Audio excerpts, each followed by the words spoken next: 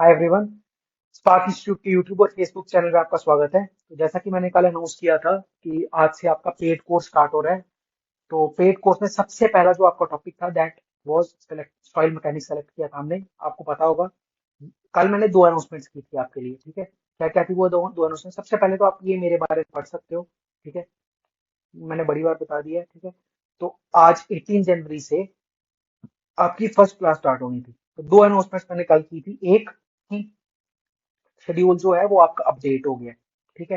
Updated schedule के हिसाब से आज सॉइल मैकेनिक्स का लेक्चर 1 है, जो कि मैं बोल रहा हूँ कि आज अभी स्टार्ट होने वाला है। दूसरी अनाउंसमेंट थी कि आपका जो बाकी कोर्सेज होंगे वो पेड होंगे, ठीक है। अब स्टूडेंट के रिक्वेस्ट पे फर्स्ट लेक्चर जो है वो फ्री रखा गया है, और बाकी जो है सॉइल के 6 या 7 दैट वुड बी पेड, ठीक है। तो ऐसा किया गया है, ये अनाउंसमेंट मैंने आपको करनी थी। तो आप एक बार देख लेते हैं जो अपडेटेड शेड्यूल है। ये अपडेटेड शेड्यूल आपके सामने। तो आज से जनवरी 18 से सॉइल स्टार्ट होनी थी, आज सॉइल स्टार्ट कर रहे हैं हम, ठीक है। तो सॉइल स्टार्ट कर रहे हैं तो जनवरी 24 तक आज लेक्चर 1 है जो कि फ्री है। सर्वे के बाद रिक्वेस्ट पे ये फ्री रखा गया है। इन सब के साथ ऐसा ही होगा, फर्स्ट लेक्चर वो भी फ्री, उसके बाद जो होंगे वो पेड होंगे। तो अब सॉइल स्टार्ट करते हैं। आज से ये पेड है, ये आपको बताया था कल पेड है 7500, और डिस्काउंट वगैरह का सारा डिस्कस की थी कल डिटेल्स, आप पिछली कल की वीडियो देख सकते हो उसके लिए। तो सॉइल मैकेनिक्स स्टार्ट करने से पहले आज बता देता हूँ कि आज के लेक्चर का बेसिकली एजेंडा क्या है। आज तो स्टार्टिंग है तो आराम आराम से स्टार्ट करेंगे।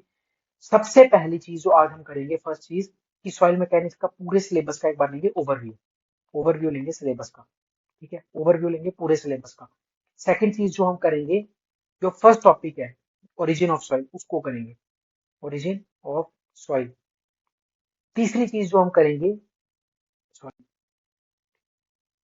तीसरी चीज जो हम करेंगे वो है,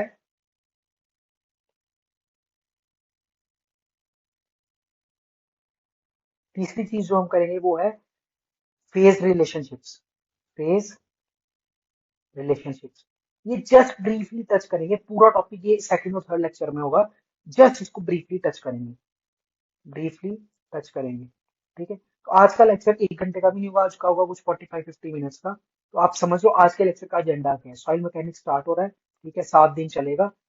कल के मैंने मेरा एजेंडा है 7 से 8 आवर्स में आपको कंप्लीट कराना। तो जो मैंने आपको पता है 8 PM to 9 PM आपका अपलोड होना है daily lecture.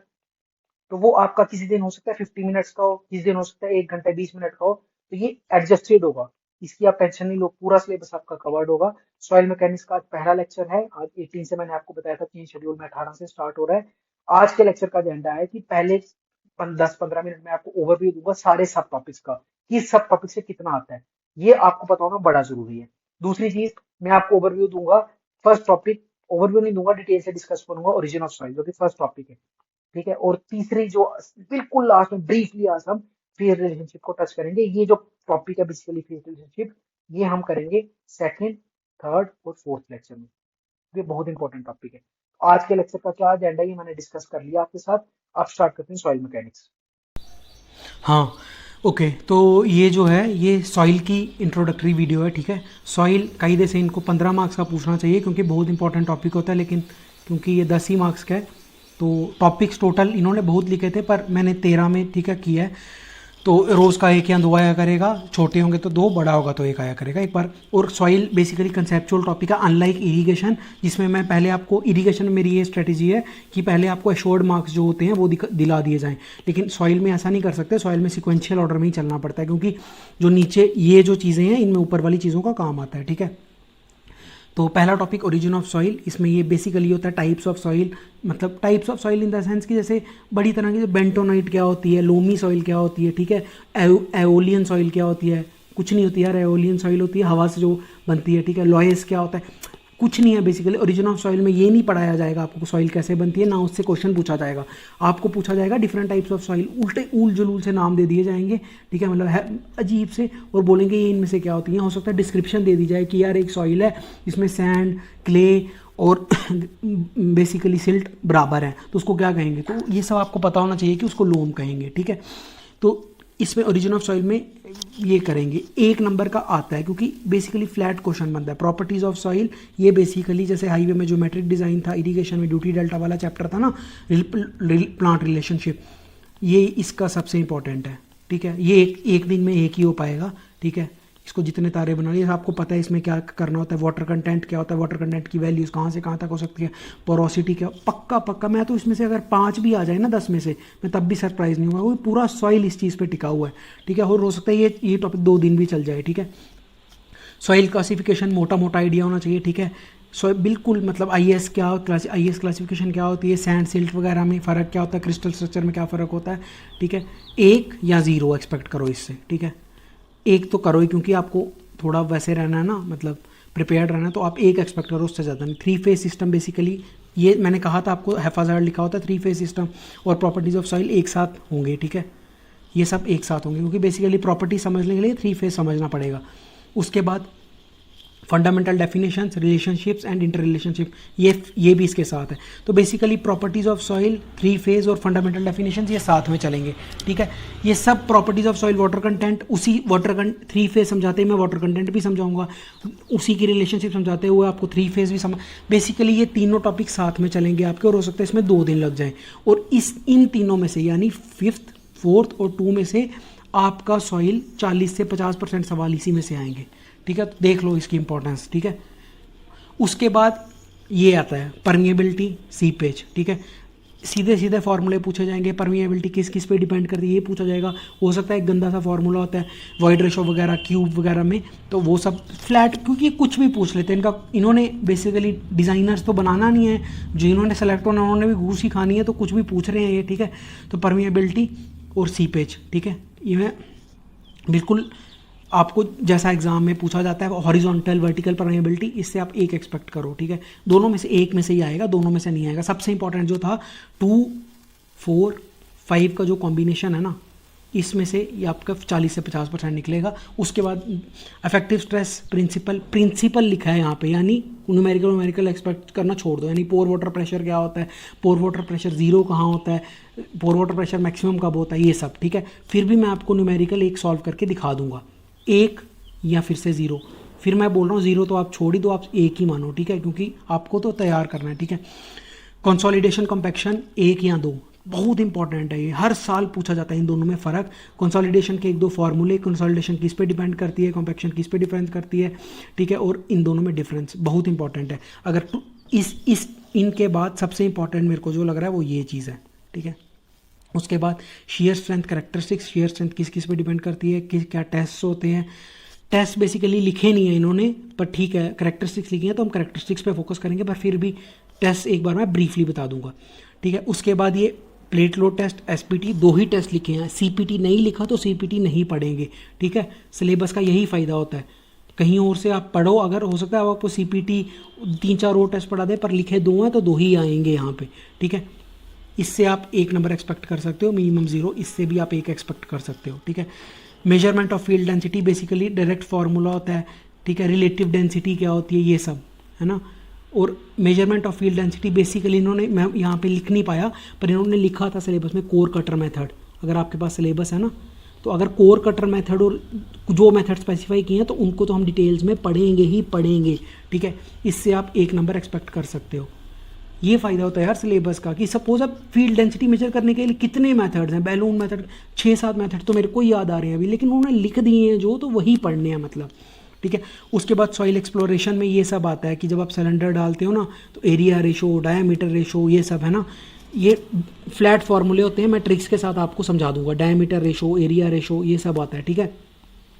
Diameter ratio, area ratio वगैरह, ठीक है। सॉइल एक्सप्लोरेशन, और बेसिकली आपका सैम्पलर क्या होता है, ठीक है। रिकवर्ड लेंथ कितनी होनी चाहिए, ये सब आता है, ठीक है। कायदे से आपका ये और ये भी एक ही टॉपिक है, लेकिन मैं अलग अलग ही पढ़ाऊंगा, क्योंकि कोई रिलेशन नहीं है आपस में, जिनका रिलेशन है वो मैं साथ में पढ़ाऊंगा। और ये bearing capacity and it's method, ये तीसरा सबसे इंपॉर्टेंट टॉपिक है सॉइल का, ठीक है। क्योंकि अगर इससे थ्योरी पूछी जा सकती है, बहुत थ्योरी, न्यूमेरिकल नहीं आएगा इससे भी, है ना, थ्योरी पूछी जा सकती है, मेयर ऑफ मेथड, ठीक है। और ये सब मेथड है ना, तरजागी मेथड है ना, तो इससे आप 1 या 2 एक्सपेक्ट करो, ठीक है। तो ये था बेसिकली ब्रीफ ओवरव्यू। एक बार फिर देख लेते हैं। ओरिजिन ऑफ सॉइल, पहला टॉपिक हमारा ये रहेगा, मैंने आपको बोला सॉइल सिक्वेंशियल मैनर में चलेगी। ओरिजिन ऑफ सॉइल पहला क्या क्या आता है, टाइप, मतलब ओरिजिन नहीं बताएंगे वो आपको कि कैसे बनती है, वो एक तरह की सॉइल दे देंगे और उसके फीचर्स पूछेंगे, या फीचर्स दे देंगे और पूछेंगे कौन सी सॉइल है। सेकंड, ये सॉरी गलत हो गया, 2 ये और ये तीनों मिला के आपका 40 से 50% पूरा सॉइल इसी से आएगा, ठीक है। ये मैं 2 दिन चलाऊंगा। उसके बाद सॉइल क्लासिफिकेशन है, इससे 1 या 0 नंबर का आएगा।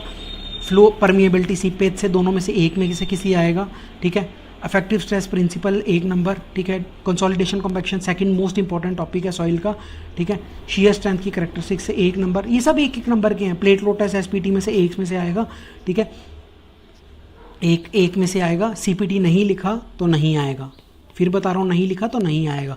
अगर आपको पढ़ना है तो पढ़ने को तो आप पढ़ लो, पढ़ने को तो यहाँ उन्होंने फाउंडेशन इंजीनियरिंग लिखा ही नहीं है, तो आप वो पढ़ते रहो, मेरा क्या जा रहा है, ठीक है। लेकिन जो सिलेबस की चीज़ें हैं वही आएंगी, ठीक है।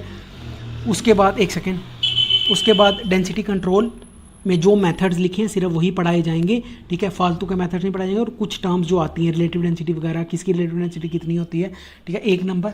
सॉइल एक्सप्लोरेशन 1 नंबर, ये मैं रटवाऊंगा आपको निमोनिक्स के साथ। डायमीटर रेशो, एरिया रेशो वगैरह बहुत इंपॉर्टेंट होते हैं, सीधे आ जाते हैं पेपर में, ठीक है। और bearing capacity and it's method बहुत इंपॉर्टेंट है, ठीक है।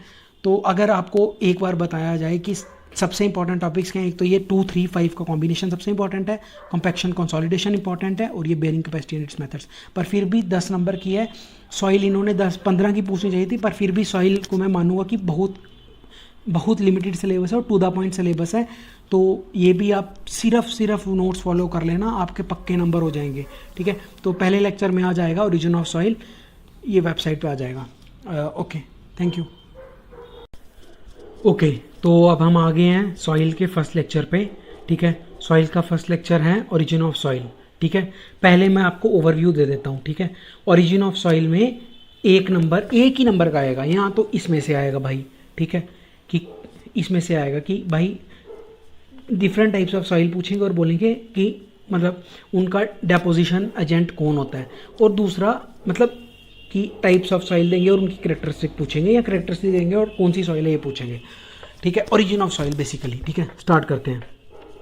ओरिजिन ऑफ सॉइल टॉपिक का मतलब तो ये है कि सॉइल पैदा कैसे हुई। सॉइल कैसे पैदा हुई यार? सॉइल ऐसे पैदा हुई कि ये पहाड़ था, पहाड़ में बारिश हुई, ठीक है, हवा चली, पहाड़ टूटा, ठीक है, छोटे छोटे टुकड़े हो गए तो सॉइल बन गई, ठीक है। फालतू चीज़ कुछ नहीं आएगा इसमें से, पर मैंने एक ये चीज़ बना दी है। पहले एरोजन होता है, ठीक है, पहले एरोजन होता है, सपोज कोई यहाँ पे पहाड़ है उसका एरोजन होता है, फिर ट्रांसपोर्टेशन होता है, ठीक है, फिर डेपोजिशन होता है, ठीक है।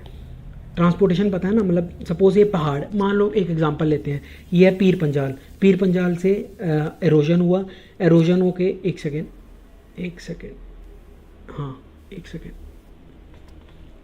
पीर पंजाल से एरोजन हुआ, एरोजन होके सपोज चिनाब ने ट्रांसपोर्ट कर दी सॉइल, मतलब कहीं आगे ले गई, फिर डिपॉजिट कर दी उसको यहाँ पे कहीं, सपोज कहीं पे डिपॉजिट कर दिया बॉर्डर रीजन में। और फिर यहाँ पे एक चीज़ मिसिंग है जो कभी आ सकती है आपको, वो मैं लिख देता हूँ। बीच में एक चीज़ होती है लिथीफेक्शन, ठीक है। लिथीफेक्शन होता है सॉलिडिफिकेशन, ठीक है। डेपोजिशन के बाद ना ये यहाँ पे पहले सॉइल यहाँ पे पहाड़ टूटा, ठीक है, वो ट्रांसपोर्ट किया नदी ने या एयर ने या फिर वाटर ने, ठीक है। उसके बाद वो डिपॉजिट हुआ, डिपॉजिट के बाद सख्त भी होता है, लिथीफेक्शन कहते हैं उसको, ठीक है, सीमेंटिफिकेशन भी कहते हैं इसको। फिर लिथीफेक्शन के बाद होता है इरोजन, इरोजन के बाद फिर से ये साइकिल चलता जाता है, ठीक है। समझ गए ना क्या सीन चल रहा है यहाँ पे, ठीक है। हो सकता है वो आपसे ये पूछ ले, अगर किसी को कुछ नहीं आता है ना, आप सब 12वीं पास हो ना, आपको तब भी दिमाग लग जाएगा। लिथीफेक्शन मैंने आपको बता दिया क्या होता है कि यार पहले एरोजन होगा, फिर ट्रांसपोर्टेशन होगा, फिर डेपोजिशन होगा, फिर लिथीफेक्शन होगा, ठीक है। ये ऑर्डर में आपकी कोई ट्रिक नहीं बता रहा, कॉमन सेंस के सीधे आ जाना चाहिए दिमाग में, ठीक है। मेरे हिसाब से ये आएगा नहीं, पर फिर भी एक बार आपके दिमाग में ये रह जाना चाहिए। चलो, एक ये ना लिथीफेक्शन मैंने लिखना भूल गया था, ये लिथीफेक्शन याद रखना, ठीक है। सॉलिडिफिकेशन, डेपोजिशन होने के बाद सॉलिडिफिकेशन को लिथीफेक्शन कहते हैं, ठीक है। अब स्टार्ट करते हैं काम की चीज़। सबसे पहले सॉइल मैकेनिक्स टर्म किसने कॉइन की थी? डॉक्टर कार्ल तरदागी, इसको फादर कहा जाता है। यहाँ इंडिया के पेपरों में यही पूछ लेंगे, ठीक है। सॉइल का इंजीनियरिंग नहीं पूछेंगे, ये पूछ लेंगे फादर कौन था, यही पूछे जा रहे हैं 4 साल से, फादर कौन था, फादर कौन था भाई, ये था फादर, ठीक है, रट लो इसको, फादर ये था, ठीक है। उसके बाद सेकंड चीज़ आती है फिजिकल वेदरिंग और केमिकल वेदरिंग, ठीक है। एरोजन को वेदरिंग भी कहा जाता है, ठीक है, ठीक है। अब बेसिक एरोजन वेदरिंग में स्लाइट डिफरेंस होता है, पर ठीक है। वेदरिंग, फिजिकल वेदरिंग से क्या होता है, बेसिकली क्या होता है, सपोज वही पीर पंजाल था, ठीक है। अब फिजिकल वेदरिंग क्या होता है कि यार केमिकल कॉम्पोजिशन चेंज नहीं होती उसमें, ठीक है, पहली चीज़ है, ठीक है। दूसरी चीज़, ये बल्कि पार्टिकल्स पैदा करता है, ठीक है। यार क्या होता है, सपोज कि मान लो एसिड रेन हुई पीर पंजाल पे, तो वो जो एक, तो अगर एसिड रेन हुई तो वो केमिकल कॉम्पोजिशन, मतलब वो सपोज किसी पहाड़ पे गिरेगी, जब वो पहाड़ डिसइंटीग्रेट होगा, लेकिन वो एसिड रेन थी तो केमिकल कॉम्पोजिशन भी बदल जाएगी। लेकिन सपोज नॉर्मल रेन हुई तो जब डिसइंटीग्रेशन होगी तो केमिकल कॉम्पोजिशन नहीं बदलेगी, ठीक है। तो फिजिकल वेदरिंग जो होती है, वो सेम मिनरल कॉम्पोजिशन रखती है, ठीक है, बल्कि पार्टिकल्स पैदा होते हैं और पार्टिकल्स में कोई बॉन्ड नहीं होती, यानी प्रॉपर अलग अलग पार्टिकल्स होते हैं सारे, ठीक है। और केमिकल वेदरिंग में क्या होता है, मिनरल कॉम्पोजिशन बदल जाता है, ठीक है। केमिकल वेदरिंग के लिए एसिड रेन याद रखना, ठीक है, एसिड रेन। और फिजिकल वेदरिंग के लिए नॉर्मल रेन, ठीक है, ठीक है। मिनरल कॉम्पोजिशन बदल जाता है, ठीक है, हाई सरफेस एरिया और क्रिस्टलाइन स्ट्रक्चर, ठीक है। फिर ये मतलब पूछा नहीं गया था पर बुक्स में मेंशन्ड होता है, ठीक है, अभी तक, तो इसीलिए मैंने ये बता दिया। अब आओ काम की चीज़ पे, इसको हटा दो चाहे, तो मैंने ऐसे ही बता दिया। ये 1 नंबर आपको दे के जाएगी, ये चीज़ लिख के ले लो मेरे से, ठीक है। अब सुनो, मैंने आपको बताया था ये डेपोजिशन होती है, ठीक है। अब ये डेपोजिशन कौन करवा रहा है, इसके बेसिस पे सॉइल्स के नाम दिए गए हैं। अगर रिवर करवाता है तो एलुवियल सॉइल, आपको पता है कि ये बिहार, उत्तर प्रदेश में कहा जाता है एलुवियल सॉइल बढ़िया है, इसीलिए बहुत है। ऊपर से वो घाघरा वगैरह रिवर्स आती है, नीचे से गंगा जा रही है, यमुना जा रही है, रिवर वाली एलुवियल सॉइल। सी वाली मरीन सॉइल, ये सोचने की बात नहीं, आपको एग्जाम में समझ आ जाएगा। लेक्स वाली लेकुस्ट्राइन सॉइल, अगर आप कश्मीर वगैरह की हो तो आपको पता है वहाँ पे कारेवाज होते हैं, ये सब लेकुस्ट्राइन सॉइल है। बेसिकली लेक्स होती थी, लेक्स के जो नीचे डिपॉजिट्स होते हैं उन्हीं को लेकुस्ट्राइन्स कहा जाता है, ठीक है। एयर जो ट्रांसपोर्ट करती है उसको एओलियन सॉइल, ग्लेशियर। बेसिकली आपको 3 कीवर्ड्स याद रखने हैं, एलुवियल कौन करता है, लेकुस्ट्राइन कौन करता है, एओलियन। मेरे हिसाब से तो 1 नंबर पक्का है, ठीक है। ये पहला इंपॉर्टेंट चीज़ थी इस टॉपिक की, ठीक है, इस ओरिजिन ऑफ सॉइल की, ठीक है, पहले तो ठीक है, ये 3 ध्यान में रखना। अब आते हैं कुछ अलग अलग टाइप ऑफ सॉइल जो कि इंपॉर्टेंट हैं, जो कि आपसे सीधे पूछा जा सकता है। सबसे पहले ब्लैक कॉटन सॉइल, ठीक है, ये महाराष्ट्र के आसपास होती है, ठीक है। ब्लैक कॉटन सॉइल बासाल्ट से बनती है, ठीक है। आपको पता होगा बेसिकली जो हमारा नीचे का रीजन है इंडिया का, वेस्टर्न घाट्स वगैरह से नीचे की डेक्कन प्लेट्यू, वो सब बेसाल्टिक है, मतलब वॉल्केनिक उनका ओरिजिन है, ठीक है। तो ब्लैक कॉटन सॉइल बेसाल्ट से बनी है, ठीक है। और उसमें मॉन्ट मोरिलोनाइट, ये बेसिकली क्ले का एक वो होता है, टाइप ऑफ क्ले है, वो बहुत ज़्यादा होती है, ठीक है। तो आपको कीवर्ड एसोसिएशन ध्यान में रखनी है। ब्लैक कॉटन सॉइल में दिमाग, अगर ठंडे दिमाग से आंख बंद करके सोचो तो ब्लैक कॉटन सॉइल बसाल्ट से बनी है और इसमें क्ले मॉन्ट मोरिलोनाइट बहुत ज़्यादा है, ठीक है, इनफैक्ट सारा ही है, ठीक है। ये होगी पहली टाइप की सॉइल। दूसरी टाइप की सॉइल है लेटराइट सॉइल, ठीक है। लेटराइट सॉइल से क्या दिमाग में आना चाहिए, एक तो ये रेडिश कलर की होती है, रेड एंड पिंक कलर, ठीक है। और दूसरा क्यों होता है रेड एंड पिंक, किसी को पता होगा यार, iron oxide red pink colour का होता है, तो इसमें आयरन ऑक्साइड बड़ा ज़्यादा होता है। ये अभी आपको बहुत आसान लग रहा होगा, अरे यार ये बताते जा रहा है, वहाँ एग्जाम में पता क्या आएगा क्वेश्चन, एग्जाम में आएगा विच of the following types of soil is rich in iron oxide and gives red and pink colour, ठीक है। तो नीचे 4 ऑप्शन होंगे, ये तो नहीं दिया होगा ब्लैक कॉटन सॉइल, क्योंकि आप पकड़ जाओगे। नीचे होगा पीट, लोम, लेटराइट सॉइल, और यहाँ से आगे से कुछ होगा, मतलब बेंटोनाइट, तो वहाँ पे बड़ा भेजा ख़राब हो जाएगा फिर। तो अभी जो मैं बता रहा हूँ, एक तो मैं बताते जा रहा हूँ, इसमें कुछ समझाने का उतना है नहीं, पर मैं आपको फिर भी बताते जा रहा हूँ। एक तो ये पढ़ लो और रटना है इसको पक्का। और लेटराइट सॉइल भी बेसाल्टिक ओरिजिन की है, ठीक है। तीसरा आता है पीट। पीट क्या होता है, बेसिकली यार दलदल होता है पीट, ठीक है। अब दलदल है, वहाँ पीट में ऑर्गेनिक कंटेंट बड़ा ज़्यादा होता है, ठीक है। दलदल में ऑर्गेनिक कंटेंट बड़ा ज़्यादा होता है, ठीक है। पीट, स्वैम्प्स, ये सब एक ही, बेसिकली फ़र्क तो होता है, पर इतना फ़र्क आपको, आप इसको सिनोनिम समझो, ठीक है। और दलदल है तो हाईली कंप्रेसिबल तो है ही, ठीक है। उसके बाद एक अलग टाइप की सॉइल आती है लोम, ये सब मिलती है बिहार के आसपास, आपको लोमी सॉइल में बड़ा रिच है बिहार, ठीक है। आएगा नहीं, मैंने ऐसे ही बता दिया आपके ताकि थोड़ा इंटरेस्ट बने। बिहार लोम लोम होती है जहाँ सैंड सिल्ट क्ले बराबर होती हैं, ख़त्म, ठीक है।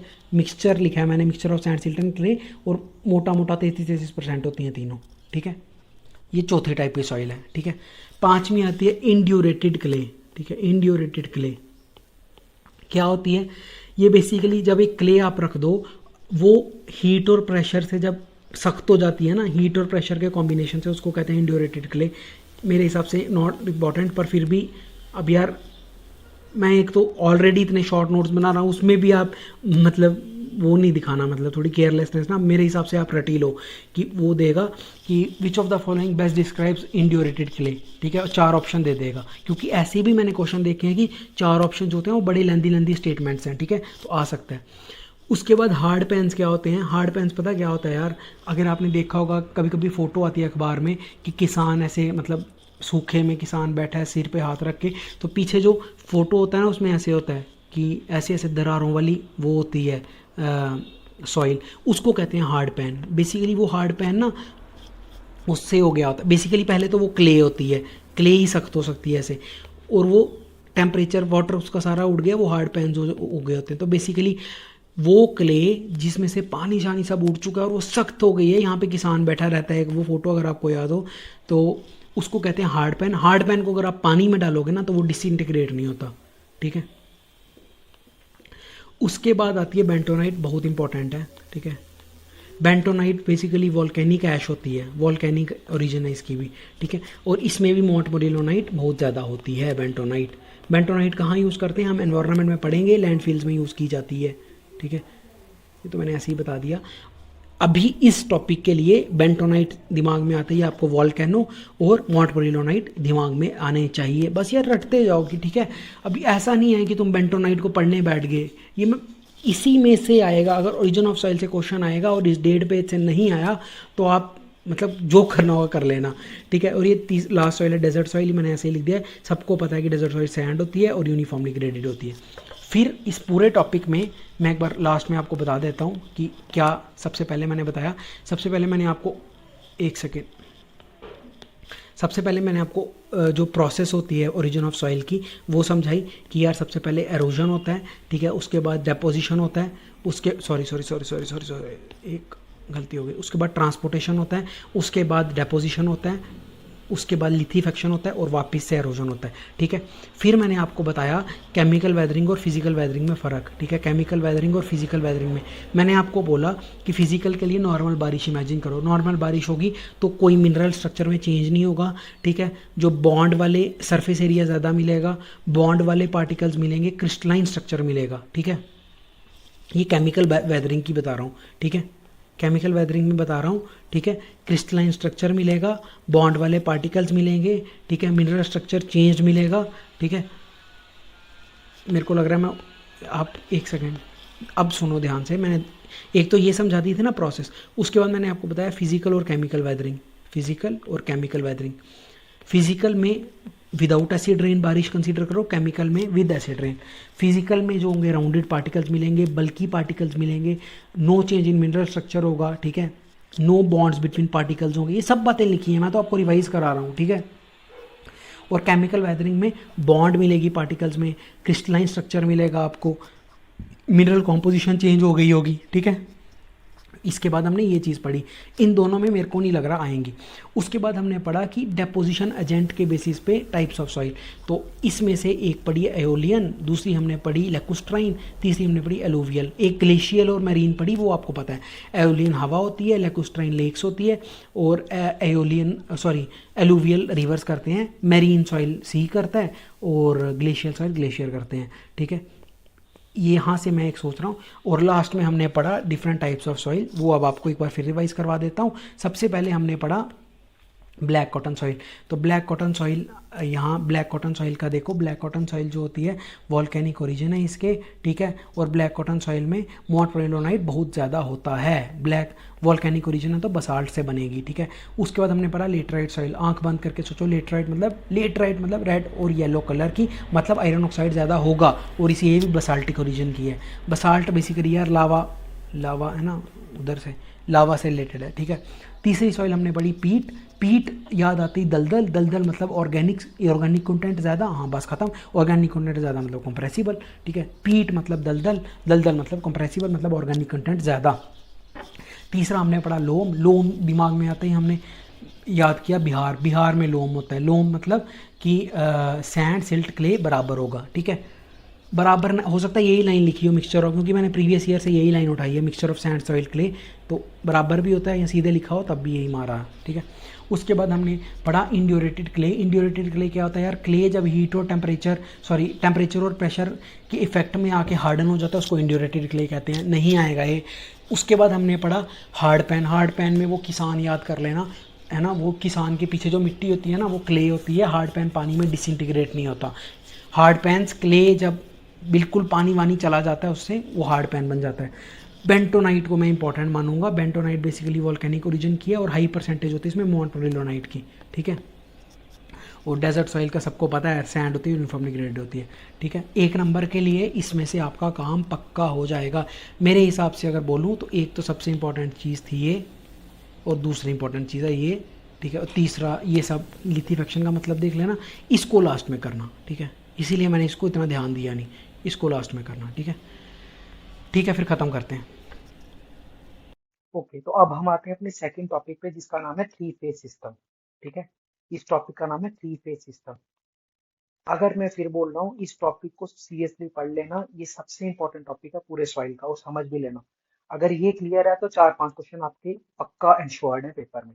तो स्टार्ट करते हैं three phase system. Three phase system start करने से पहले आप देखना, सपोज ये सॉइल का कोई मास रखा है आपके पास, ये सॉइल रखी है, ठीक है, ऐसे सॉइल रखी है। इस सॉइल को अगर आप लैब में लाओगे ना तो आप इसको अलग अलग कर सकते हो। फॉर एग्जाम्पल, अगर मैं इस सॉइल को डिटेल से देखूँ ना, इस सॉइल को, ये कोई सॉइल मास है, इसको मैं डिटेल से लैब में ले आऊँ ना, तो मैं ये कह सकता हूँ कि भाई ये तीन चीजों से बना हुआ है। क्या क्या चीज है वो? सॉलिड, सॉलिड सॉइल पार्टिकल्स, दूसरा लिक्विड, और तीसरा गैसियस।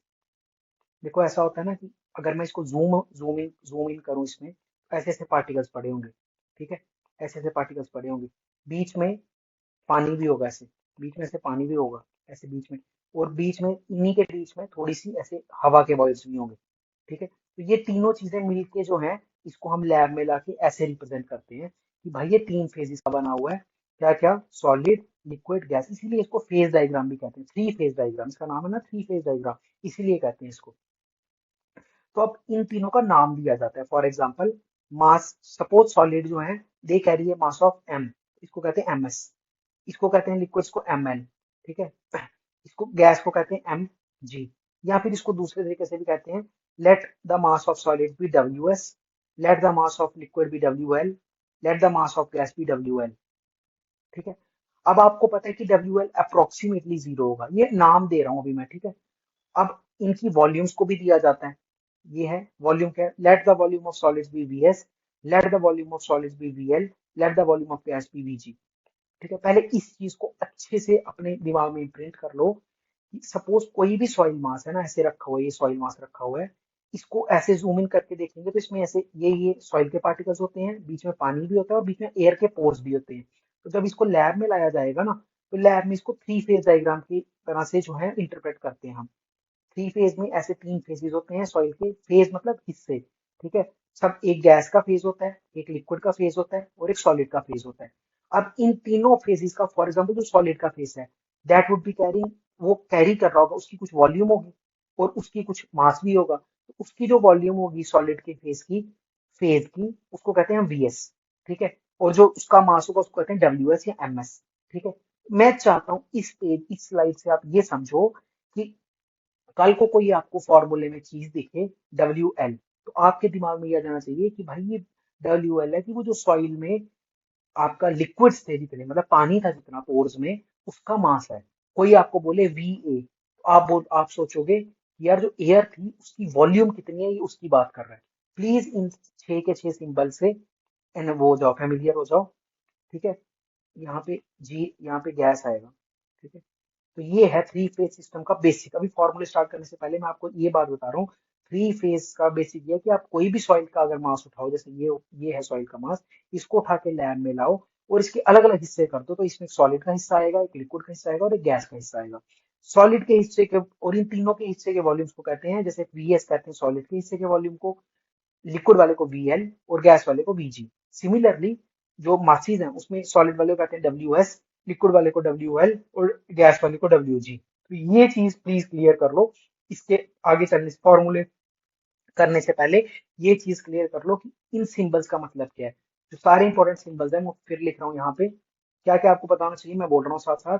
वी एस होता है सॉलिड्स का वॉल्यूम, वी एल होता है लिक्विड्स का वॉल्यूम, वी जी होता है गैसेस का वॉल्यूम, डब्ल्यू एस होता है सॉलिड्स का वेट, है ना, मास, डब्ल्यू एल होता है लिक्विड्स का वेट, डब्ल्यू जी होता है गैस का वेट। ये अप्रोक्सीमेटली जीरो होता है, पर अभी आप डब्ल्यू जी मान के चलो। तो ये 6 है ना जो, इनको प्लीज अपने दिमाग में इम्प्रिंट कर लो। जैसे भी करना है करो, पर इनको इम्प्रिंट कर लो। ये जो मैं हाईलाइट कर रहा हूँ ना अभी लास्ट में, अब फॉर्मूले में जब भी आप वीजी देखो तो आप क्लियर हो जाना चाहिए। वीजी मतलब गैस जो थी ना सॉइल में, उसकी वॉल्यूम की बात कर रहे हैं कि हाउ मच वॉल्यूम गैस जो है वो कैरी करती है, बस। ये प्लीज इस स्लाइड से इतना समझो। आप फॉर्मूले स्टार्ट करने से पहले ये मैंने बताना था आपको। आप करते हैं स्टार्ट फॉर्मूले एक एक करके। ओके, तो फेज डायग्राम वाला पार्ट जो था, फेज डायग्राम हमने समझ ली कैसी होती है। अब हम करेंगे रिलेशनशिप्स वाला पार्ट, रिलेशनशिप्स। ठीक है, तो 4 5 फॉर्मूले आज देखेंगे, उसके बाद रिमेनिंग पार्ट जो है वो कल देखेंगे। ठीक है, रिलेशनशिप्स एंड रिलेशनशिप्स में आपने करीब करीब 10 से 12 फॉर्मूले रखने हैं, और ये इसी में से आपके मैक्सिमम क्वेश्चन आएंगे। तो पहला फॉर्मूला जो आपने पहली चीज जो समझनी है, that is of water content. ठीक है, इस फेज रिलेशनशिप को अगर आपने फेज डायग्राम को समझ लिया, तो अब इससे रिलेशनशिप से कुछ रिलेशन आते हैं। वो पहला रिलेशन देखो, वही टॉपिक का नाम है ना, वाटर कंटेंट। वाटर कंटेंट का मतलब होता है कि वेट। पहली बात की water content is measured in terms of weight. ठीक है, ये याद रखना, इन टर्म्स ऑफ वेट। अब डेफिनेशन सुनो, water content is given by, मतलब is the ratio of weight of weight of water divided by weight of soil solids, soil solids। तो अब डायग्राम से देख के बताओ वेट ऑफ वाटर कैसे रिप्रेजेंट किया हमने, डब्ल्यू डब्ल्यू। ठीक है, basically wait of water, water क्या है, लिक्विड, डब्ल्यू एल किया हमने, पर इसको डब्ल्यू डब्ल्यू भी कहते हैं। डब्ल्यू लिक्विड ही तो वाटर है ना, और कौन सा लिक्विड होगा सॉइल में, डब्ल्यू डब्ल्यू भी कहते हैं इसको। Wait of water upon weight of solids को हमने डब्ल्यू एस किया। तो water content is basically wait of water upon weight of solids. इतना आप समझ लो पहले कि वेट, वाटर कंटेंट जो होता है वो weight of water upon weight of solids होता है। Water content is the ratio of weight of water, is the ratio of weight of water to the weight of solids. Please इस बात को समझ लो, ये बुक सबसे पहली डेफिनेशन और सबसे इंपॉर्टेंट है मेरे हिसाब से। वाटर कंटेंट की डेफिनेशन क्या, फिर से बोल रहा हूँ, वाटर कंटेंट होता है wait of water upon weight of soil solids. Water को हमने, वाटर क्या है बेसिकली, लिक्विड, तो लिक्विड का वेट है डब्ल्यू, और डिवाइडेड बाई सॉलिड्स का वेट जो है डब्ल्यू एस। तो ये पहली डेफिनेशन है। ठीक है, अब आते हैं। ऑल राइट, तो अब हम चलते हैं नेक्स्ट डेफिनेशन की तरफ। नेक्स्ट डेफिनेशन है हमारी, दो डेफिनेशन है बेसिकली। पोरोसिटी, वाटर कंटेंट हमने देख लिया, पोरोसिटी फर्स्ट, और सेकंड हम देखेंगे वॉइड रेशो। ये काफ़ी रिलेटेड चीज़ें होती हैं दोनों। इससे पहले एक बार अपनी फेज डायग्राम रिवाइज कर लेते हैं। ये थी हमारे 3 फेजेस सॉइल के। ठीक है, सबसे नीचे होता था सॉलिड फेज, सबसे ऊपर होता था लिक्विड फेज, और बीच में होता था लिक्विड, और सबसे ऊपर होता था गैशियस फेज। लिक्विड को वाटर भी कहते हैं। ठीक है, तो इसको कहते थे वी एस, इसको कहते थे वी डब्ल्यू, इसको कहते थे वी जी। ठीक है, वी जी या वी एयर। ठीक है, इनको क्या कहते थे, मासिस को कहते थे डब्ल्यू जी या डब्ल्यू एयर, इसको कहते थे वेट ऑफ वाटर, और इसको कहते थे वेट ऑफ सॉलिड्स। ठीक है, तो अब एक एक करके देखते हैं पोरोसिटी का क्या मतलब होता है और वॉइड रेशो का क्या मतलब होता है। सबसे पहले देखते हैं पोरोसिटी। देखो, पोरोसिटी, ठीक है, पोरोसिटी को रिप्रेजेंट किया जाता है एन से। ठीक है, तो पोरोसिटी डेफिनेशन से होती है क्या, volume occupied by voids divided by volume occupied in total, ठीक है। टोटल वॉल्यूम ऑक्यूपाइड जो है वो डिनोमिनेटर में आएगी। फॉर एग्जांपल नीचे आएगा कैपिटल वी। कैपिटल वी क्या है, कुछ नहीं है, इसको और इसको और इसको सबको जोड़ दो तो टोटल वॉल्यूम बन जाएगा, उसको कहते हैं कैपिटल वी, ठीक है। कैपिटल वी नीचे आएगा और ऊपर क्या आएगा, वॉल्यूम ऑक्यूपाइड बाई वॉइड्स। तो वॉइड्स क्या क्या है, एयर और वाटर, है ना, यही है ना बेसिकली। तो वॉइड्स क्या क्या है, एयर और वाटर, यानी we A plus V W. इसको हम क्या लिख सकते हैं, वी माइनस वी एस, ये भी लिख सकते हैं। क्लियर है। तो ये है पोरोसिटी की डेफिनेशन। बता देता हूँ मैं, एक बार अब देख लो। पोरोसिटी की डेफिनेशन कुछ नहीं है, ये पोरोसिटी की डेफिनेशन है, एक सेकेंड। पोरोसिटी की डेफिनेशन है volume occupied by voids divided by volume in total. Volume in total क्या है, वी, कैपिटल वी, पूरी वॉल्यूम। और वॉइड्स क्या है, गैसियस वॉइड्स होते हैं और वाटर के वॉइड्स होते हैं। तो we A plus V W. इसको ये भी लिख सकते हैं टोटल वी माइनस ये कर दोगे तो ये वाला आ जाएगा, तो वी माइनस वी एस भी इसको लिख सकते हैं। तो ये है पोरोसिटी। अब आगे की चीज़ समझो। पोरोसिटी तो पढ़ ली आपने, अब देखो आगे। पोरोसिटी जो है, अब ऊपर देखो, नीचे टोटल वॉल्यूम है, ऊपर हवा का मिनिमम एक दाना तो होगा ही ना, हवा का कुछ तो हवा होगी, तो पोरोसिटी ग्रेटर देन जीरो होती है। लेकिन न्यूमिनेटर कभी भी जो we A plus V W है, ये वाली चीज़, ये कभी भी टोटल वॉल्यूम से बड़ी नहीं हो सकती। पोरोसिटी हमेशा लेस देन 1 भी होती है। तो ये चीज़ ध्यान रखना, porosity is always greater than zero but is always less than 1, ठीक है। तो ये थी फर्स्ट प्रॉपर्टी हमने देखी। जो पहला देख लिया था वाटर कंटेंट, पहले कल देख लिया था वाटर कंटेंट, अभी देख लिया था वाटर कंटेंट, और अब देखा हमने पोरोसिटी। अब चलते हैं वॉइड रेशो पे। ओके, तो अब हम आते हैं अपनी तीसरी डेफिनेशन, थर्ड डेफिनेशन, जो कि है वॉइड रेशो। वॉइड रेशो, ठीक है। वॉइड रेशो को ई से रिप्रेजेंट किया जाता है, ठीक है। वॉइड रेशो के लिए फिर से आपको वो समझना पड़ेगा, 3 फेज डायग्राम। सबसे नीचे होता था आपका सॉलिड्स, बीच में होते थे लिक्विड्स, सबसे ऊपर होती थी गैस। सॉलिड्स को कहते हैं वी एस, ये वी एल है या वी डब्ल्यू, और ऊपर वी जी, ये W G, W L, W S, ठीक है। अब ध्यान से देखना, अब बात ऐसी है कि वॉइड रेशो की डेफिनेशन होती है E is given by volume occupied by voids divided by total volume. Total volume, ये मैंने जानबूझ के गलत लिखा है क्योंकि टोटल वॉल्यूम किस में आता था, पोरोसिटी में। तो ये जानबूझ के मैंने पहले गलत लिखा। यहाँ डिनोमिनेटर में टोटल वॉल्यूम नहीं आता है, यहाँ पे आता है। प्लीज़ इसको अच्छे है से याद रखना। वॉइड रेशो में नीचे आता है वॉल्यूम ऑफ सॉइल सॉलिड्स,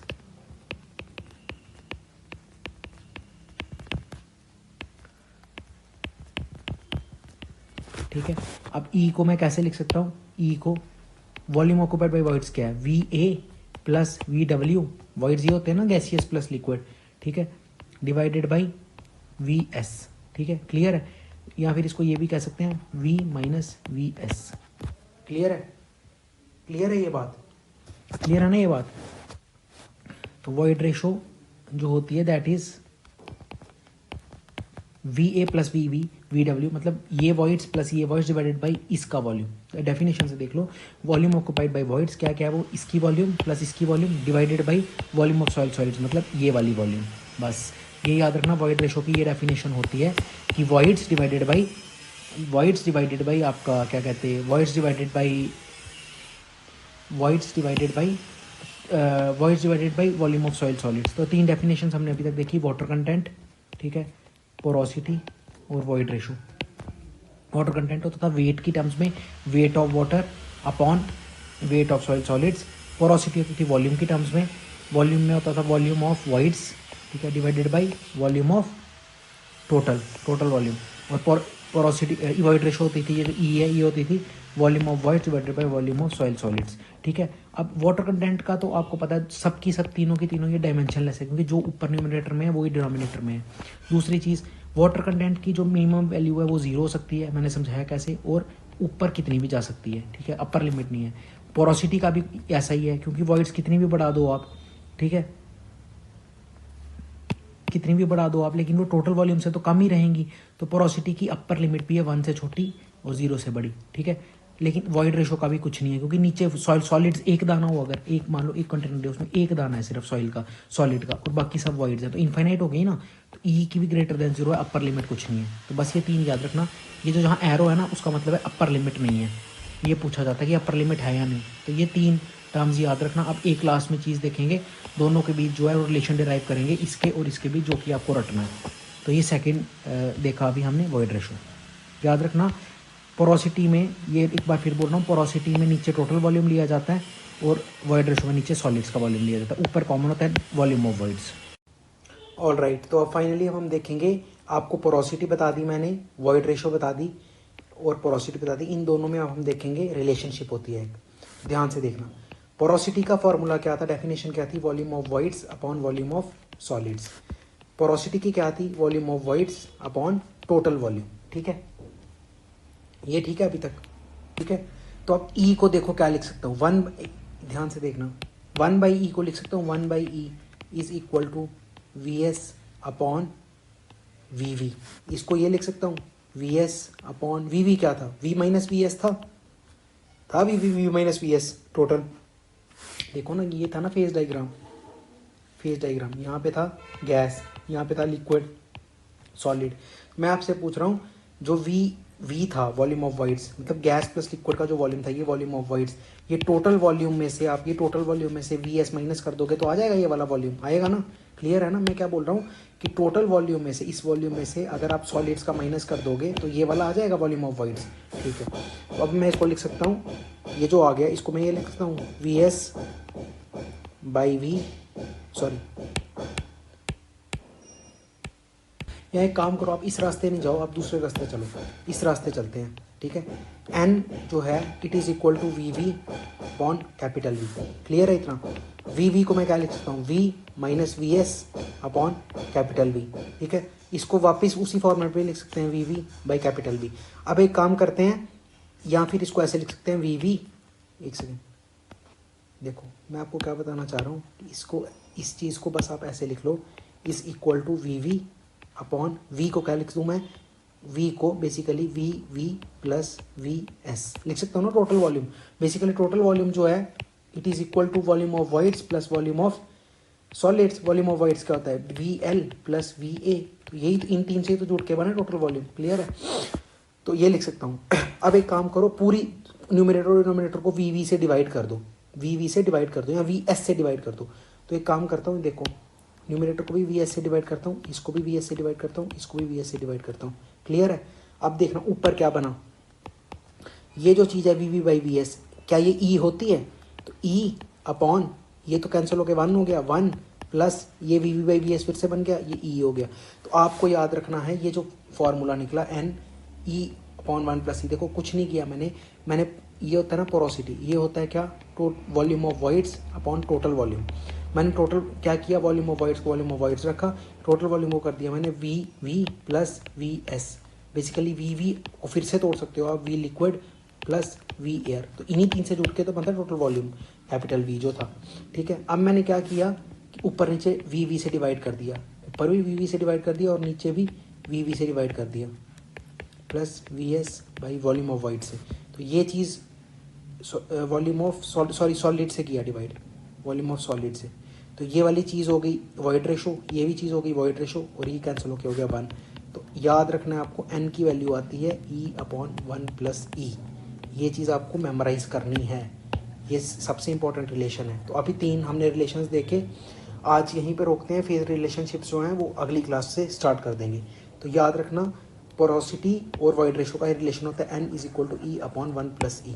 ठीक है, तो आज के लिए इतना ही है। कल हम फेज रिलेशनशिप्स को कंटिन्यू करेंगे। Thank you, thanks.